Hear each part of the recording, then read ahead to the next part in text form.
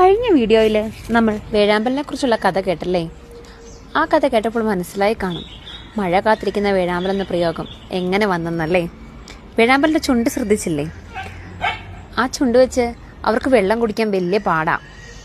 അതുകൊണ്ട് മഴയാണ് അവർ വെള്ളത്തിനായി ആശ്രയിക്കുന്നത്. അതുപോലെ കൂട്ടിലെ മുട്ടകളുമായി കാത്തിരിക്കുന്ന പെൺവേഴാമ്പലിനും മഴ മാത്രമാണ് വെള്ളത്തിനുള്ള ഏക ആശ്രയം.